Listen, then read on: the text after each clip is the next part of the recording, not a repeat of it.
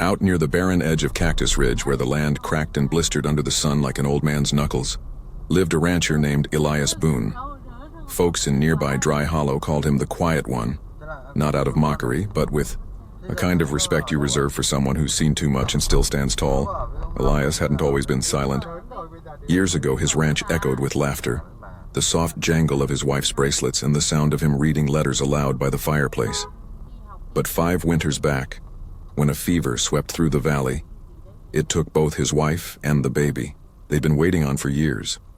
Since then, the house had fallen still. No more music, no more plans, just Elias, his horses, and the wind. He rose every morning before dawn, fed the animals, fixed the fence line, and talked to no one. Not out of bitterness, just weariness. On a scorched July morning, Elias rode into Dry Hollow for salt, lamp oil, and a sack of beans. The town hadn't changed. Same dusty street, same tired eyes in the saloon windows, same preacher mumbling to himself on the church steps. But there was a crowd near the trading post louder than usual. Something was wrong. He tied up his horse and stepped toward the voices. "Don't know what else to do," a woman's voice barked. "She's no good to me now, not in that condition. A mouth to feed and no ring on her finger." Elias edged through the circle of townsfolk, eyes narrowing. Standing beside a warped wagon was a girl, maybe 17, maybe younger but already worn at the edges. Her face was streaked with dust, lips cracked, belly swollen. Her dress was faded blue and her hands gripped the edge of the wagon as if it were the last solid thing in her world. Beside her stood an older woman, red-faced, reeking of whiskey, and meaner than a barbed fence. Her voice sliced through the murmurs. "I'm selling her off, don't care to whom, just need her gone before sundown."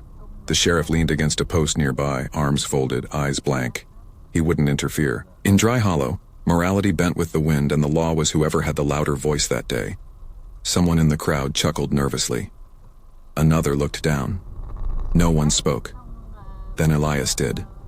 "I'll take her." The words came out low, but clear. Heads turned. The mother blinked. The girl looked up, startled, not relieved. Hope hadn't lived in her for some time. "You got coin?" the woman asked, eyes narrowing. Elias reached into his coat and pulled out a worn pouch.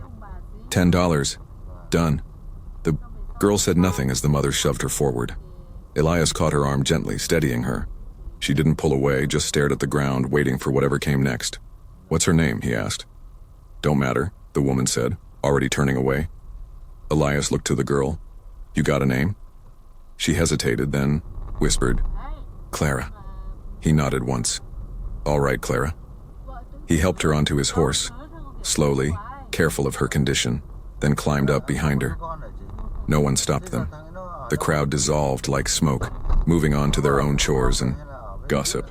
In towns like Dry Hollow, kindness was often mistaken for foolishness, and Elias knew he'd be the talk of every table that night. But he didn't care. As they rode away from the trading post, Clara shifted slightly, uncomfortable in the saddle, but silent. Elias didn't speak either. There'd be time for that later. For now, he just knew one thing. No girl deserved to be sold like livestock, and no child should come into this world unloved. He wasn't buying a servant. He wasn't rescuing a damsel. He was answering a call that had haunted his soul since the day he lost his own family. What Elias Boone didn't know, couldn't have known, was that this broken, silent girl would bring something back into his life he thought he'd buried forever, something he never dared hope for again, something like a miracle. The ride back to the ranch was long and wordless, but something had shifted in the air.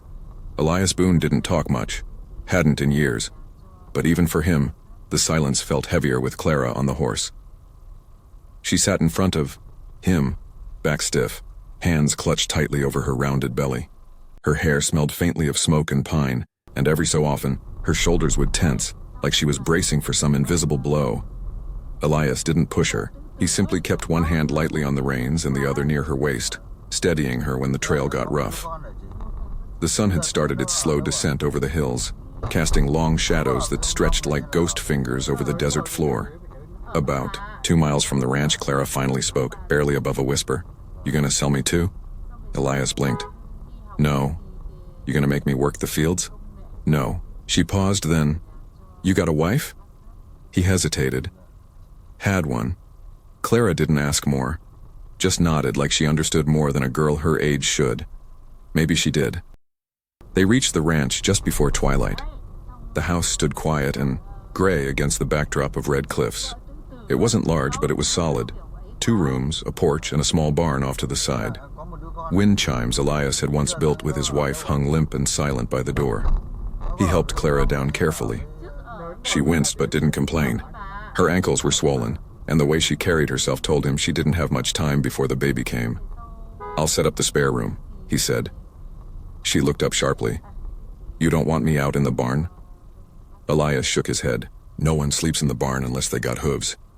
Inside he moved quietly, setting fresh linen on the cot in the back room, the room that had once held a cradle, now packed away and covered with a sheet in the attic. He lit a lantern, left a cup of water on the table, and stood awkwardly at the door as Clara sat on the edge of the bed, unsure if she should trust the softness beneath her. "If you're hungry, I'll make beans," he offered. She nodded, eyes flickering toward the window where dusk had deepened. That night they ate in silence at the small table by the fire. Clara didn't touch much, just picked at her plate and glanced around the cabin like she was waiting for someone to jump out and tell her it was all a trick. When the dishes were done, Elias handed her a folded blanket. "You'll be safe here." Clara didn't say thank you, but she didn't say no either. He watched her retreat into the small back room, closing the door softly behind her. Then Elias sat by the fireplace, staring into the embers, wondering what he had just brought into his life. Not a burden. No, something else. In her silence, in her guarded eyes, there was a story she wasn't ready to tell.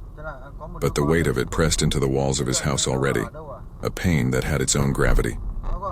Outside, coyotes yipped in the far hills. The wind rattled the windows gently. And for the first time in 5 years, Elias Boone didn't feel alone. He wasn't sure if that was a blessing or a warning. All he knew was that someone had stepped into the hollow part of his world, and something told him it was only just beginning. The next morning, Elias found Clara standing at the fence line, barefoot in the morning dew, arms wrapped around herself. The sunrise spilled across the fields, casting a soft gold over her hair. She looked smaller, in the light. Fragile, but not broken. He didn't approach right away. Just watched her from the porch as he sipped his coffee, boots resting on the rail. She didn't flinch when he called out, "You'll catch cold like that?" Clara turned, startled.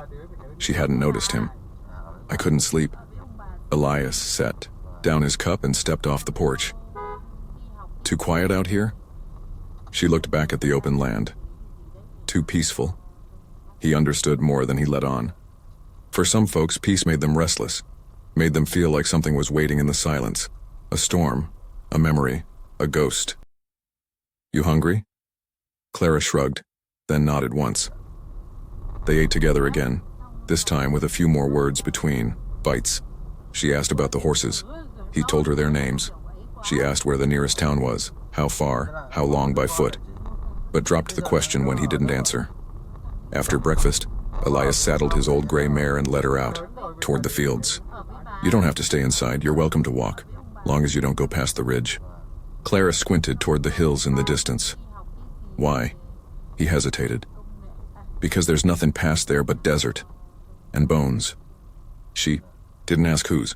Later that afternoon, she surprised him. "I can sew," she said, holding up an old shirt from the wash line.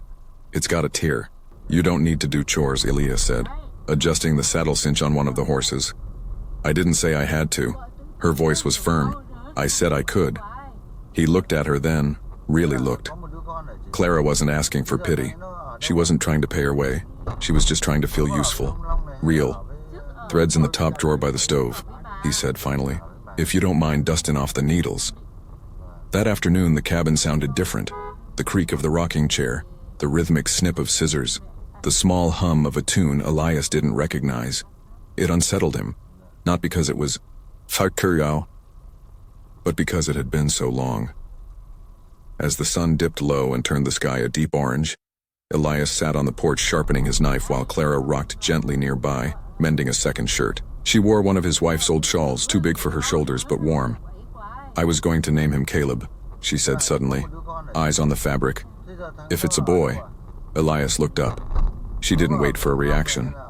"Or Lila, if it's a girl. After my gran." He nodded. "Good names." Silence fell again, but it was softer now, less like the space between strangers, more like a silence shared. That night when Elias went to bank the fire, he found Clara asleep in the rocking chair, shawl tucked around her and the mended shirt folded in her lap. For a long moment, he just watched her. The way her hand rested protectively on her belly, the way her breathing matched the slow rhythm of the wind outside. He fetched a blanket, draped it over her gently, and turned down the lantern. As he stood there in the dim light, something inside him shifted. A memory, maybe, or a long-forgotten ache. Clara wasn't family, not by blood, not by name.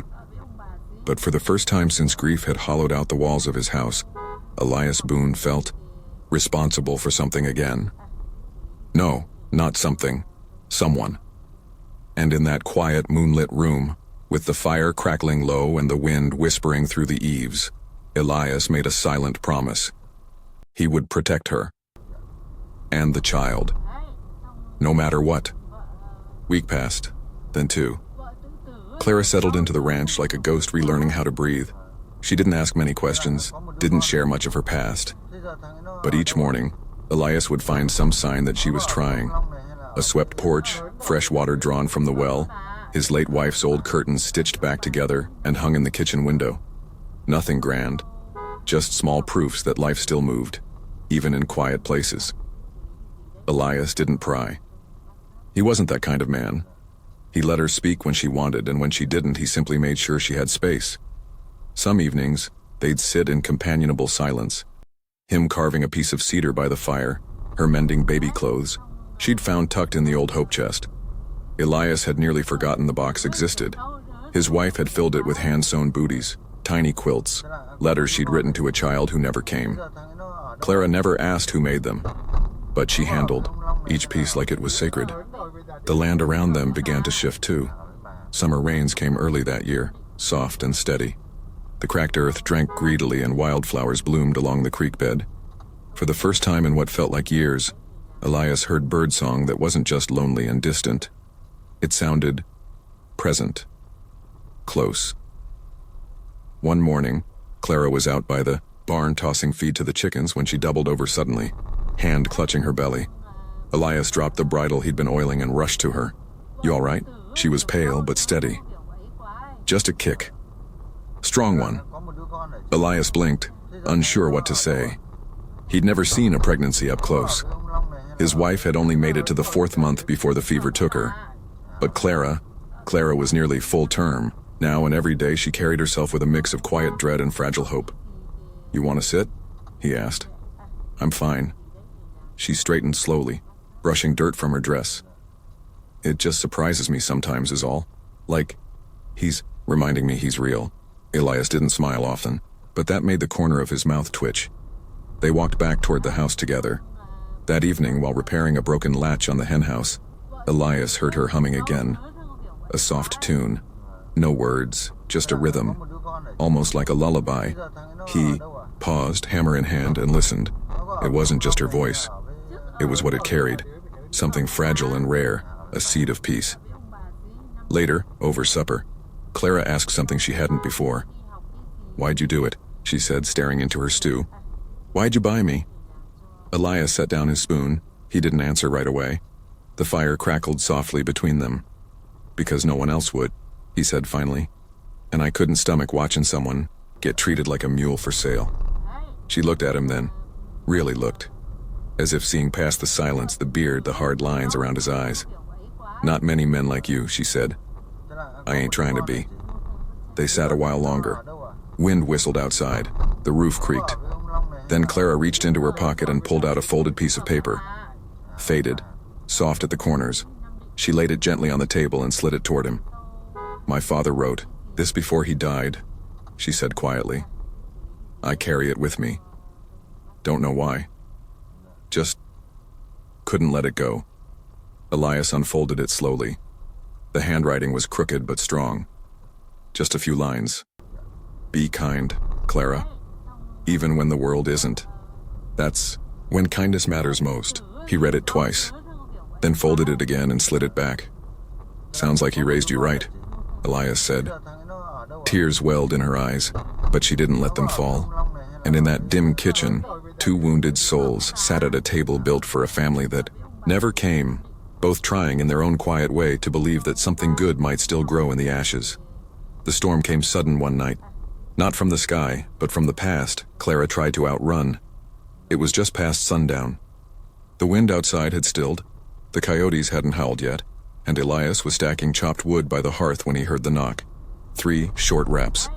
Sharp, unfamiliar. He froze. No one came out this far without sending word. Clara, from the kitchen, went still as a fence post. When Elias opened the door, 2 men stood there, dusty coats, pistols at their hips. Not lawmen. That much he knew at a glance.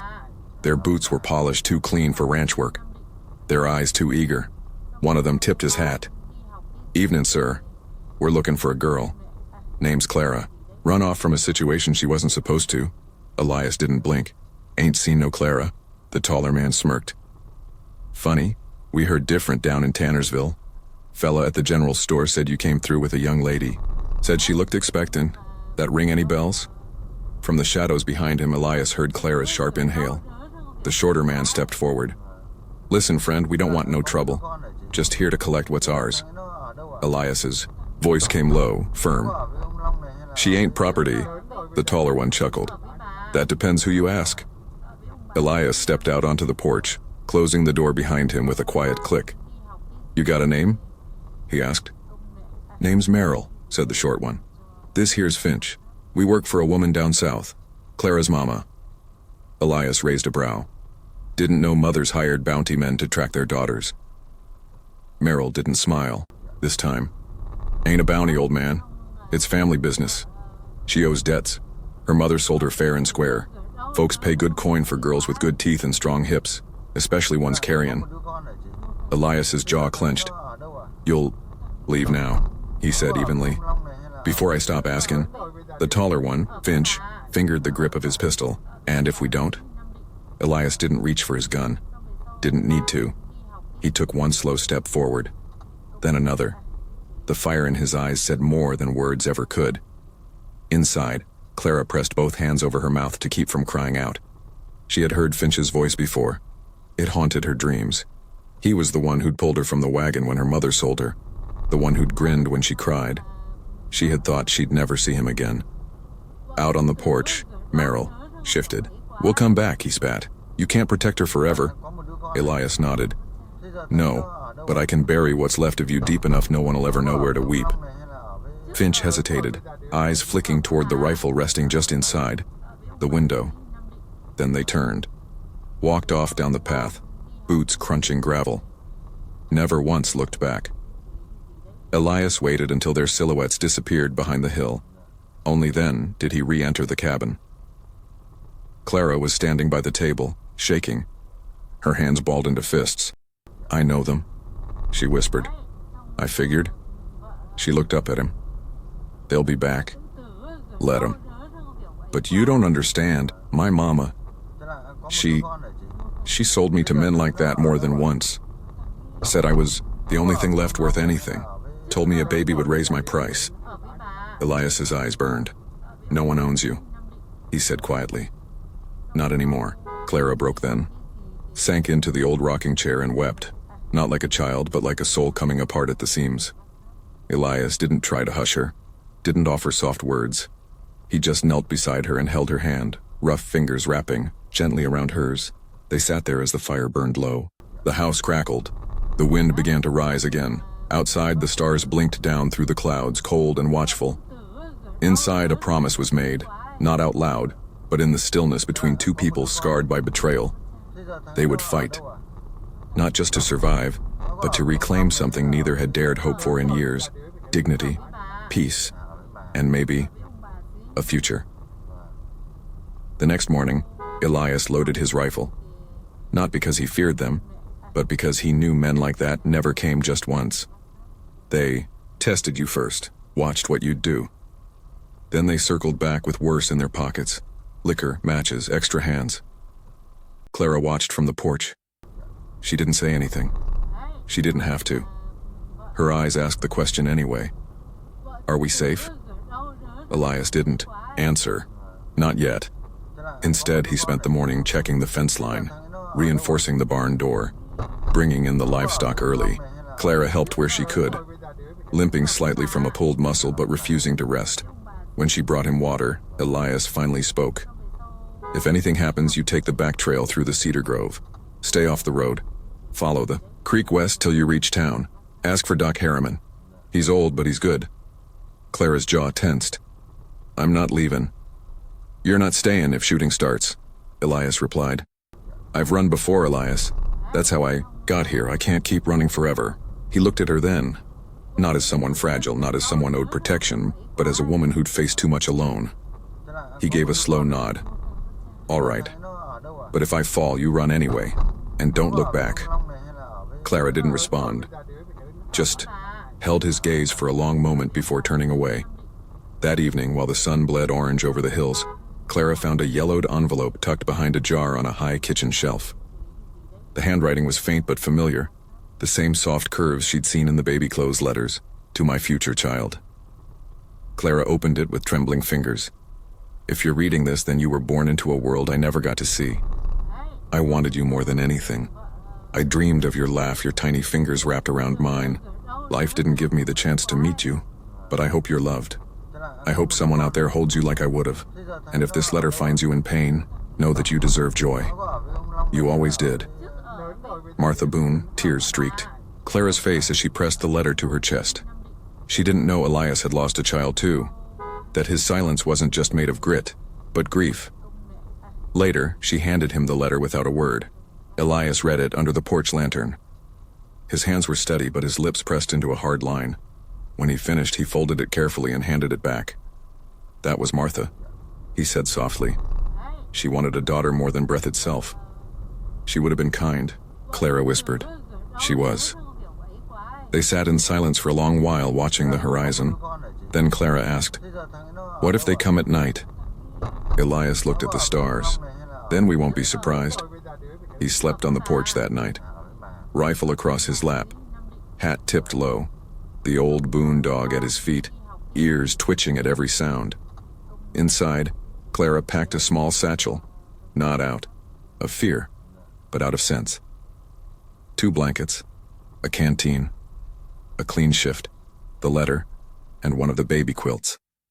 She sat by the fire, rubbing her belly in slow circles, whispering promises she wasn't sure she could keep. "We'll make it.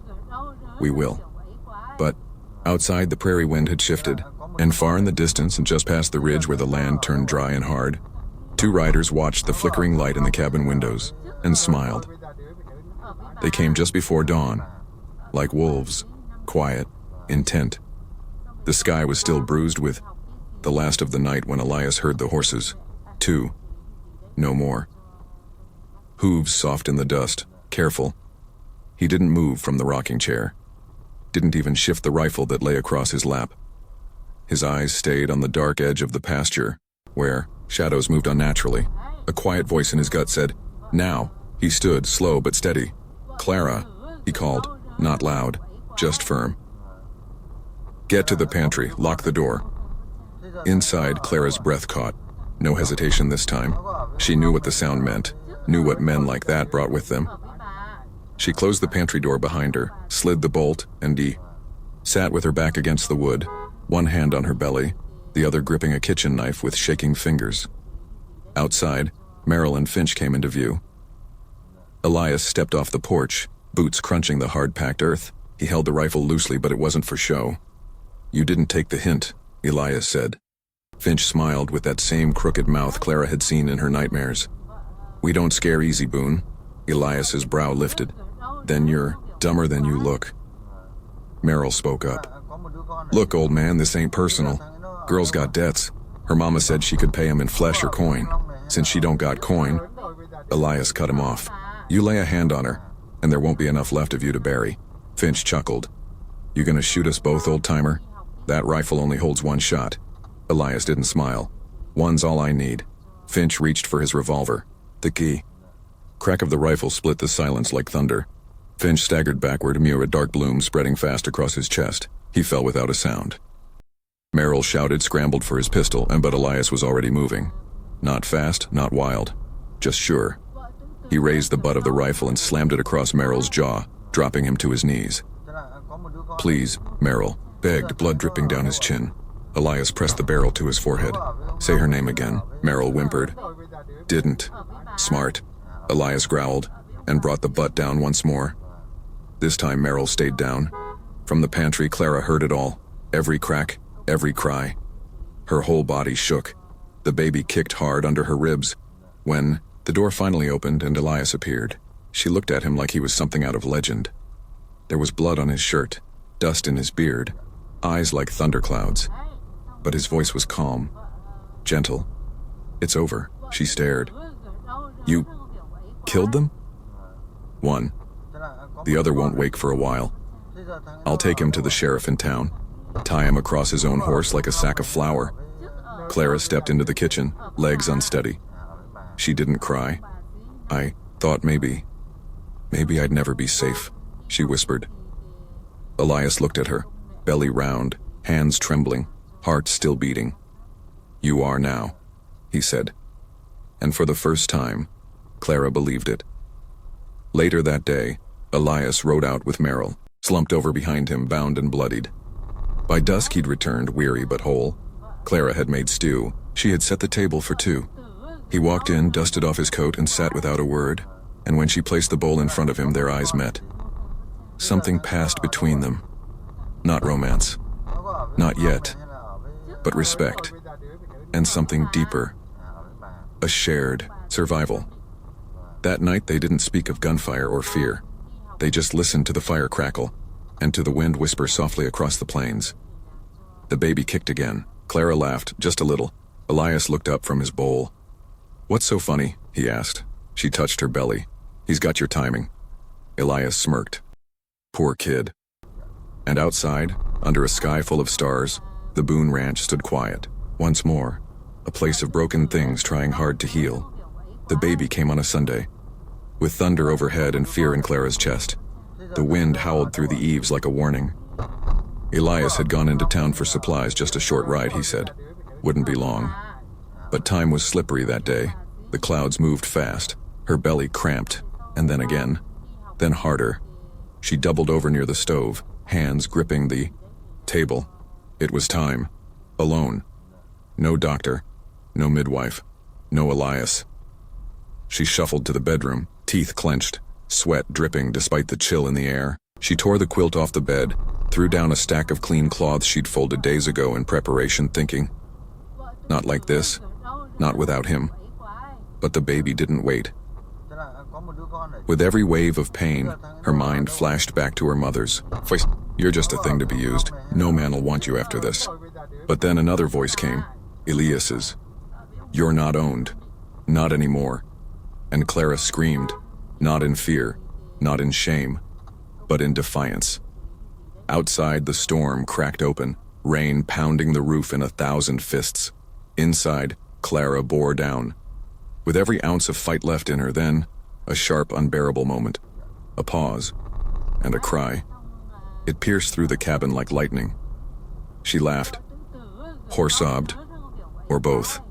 A son, red-faced, squirming, alive. Her fingers trembled as she pulled him to her chest, skin against skin. His tiny hand gripped the fold of her gown like he already knew her. She whispered his name. Samuel, the name Elias, had once told her he'd chosen for the child he lost. He belonged to both of them now. She didn't hear Elias ride in, didn't hear the door open, but suddenly, he was there, soaked to the bone, eyes wide with panic. Until he saw her. Saw the bundle in her arms and stopped cold. I came as fast as I could, he said, voice cracking. Clara smiled through tears. You're just in time. Elias stepped closer, hat still dripping. Is he? She nodded. Perfect. He knelt beside the bed, stared at the tiny face peeking through the blanket. His rough finger touched the baby's foot, feather light. He's got your stubborn brow, Clara teased. Elias laughed, wiping at his eyes. You did this on your own? No, she whispered. Not on my own. I had something to hold on to. Someone who made me believe I could.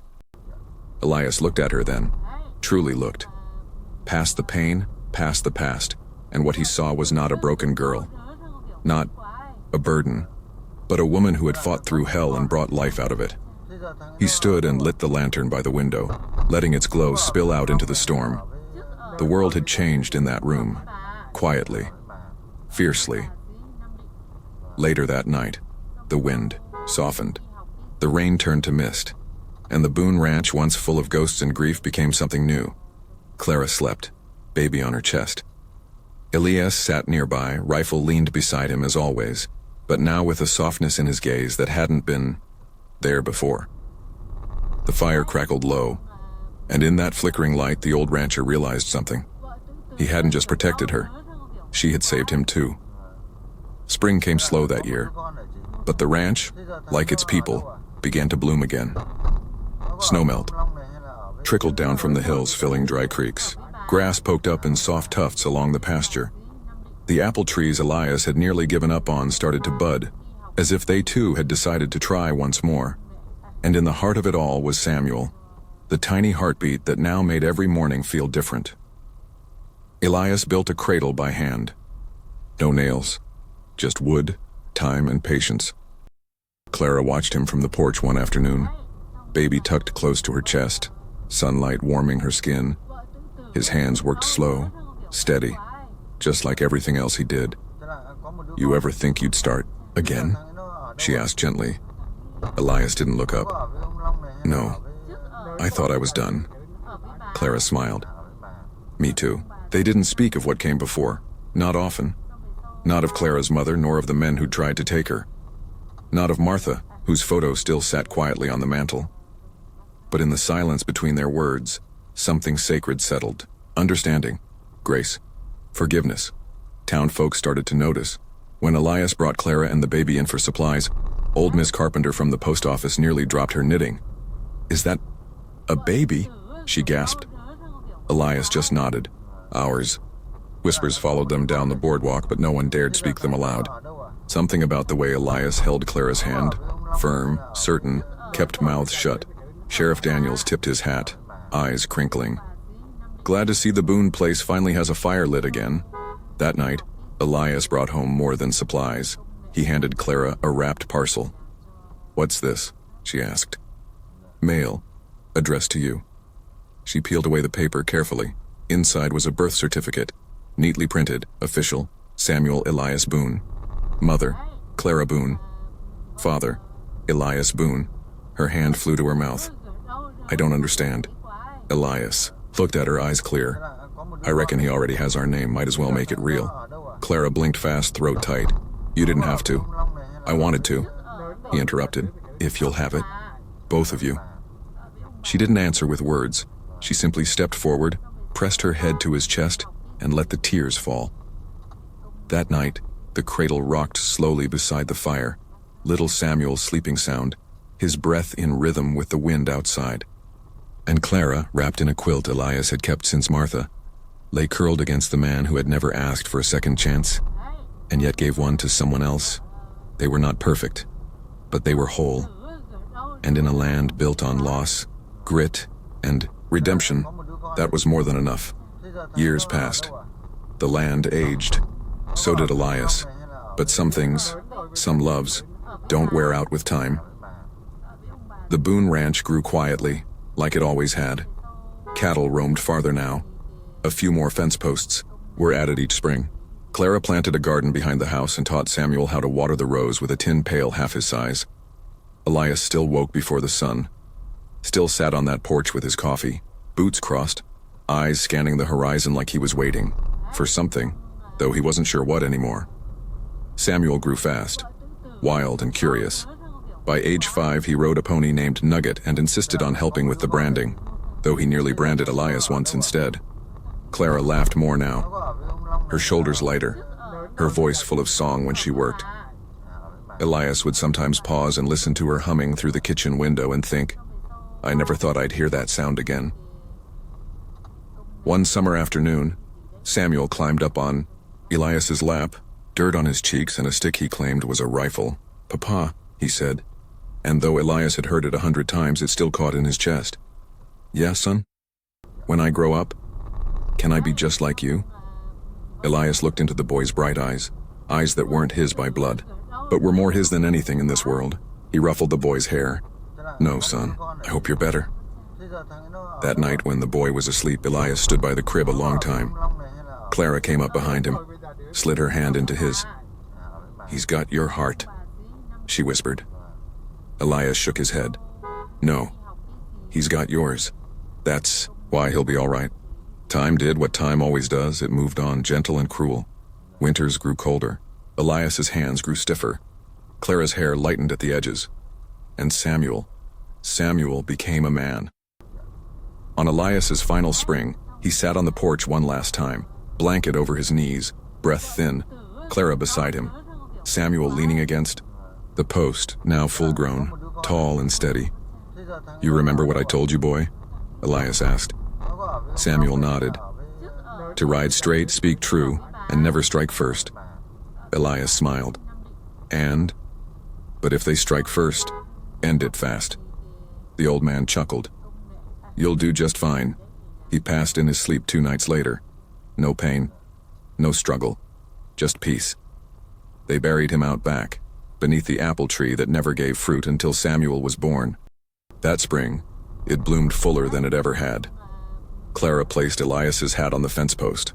Samuel carved his name into the trunk beside it, and the Boone Ranch lived on. Years from then, folks would still speak of the girl who came carrying shame and left with a family, of the man who thought he was too broken to love again, until he gave all he had to someone else's child and called him son, and of the miracle they built with nothing but kindness, grit, and quiet faith. Because in the end, it wasn't a big gesture that saved them.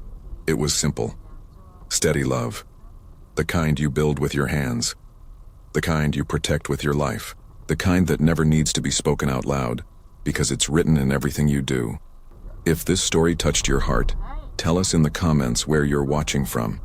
Did Clara and Elias's journey remind you of something from your life? Don't forget to subscribe. More Wild West stories of love, loss, and redemption are waiting just around the bend.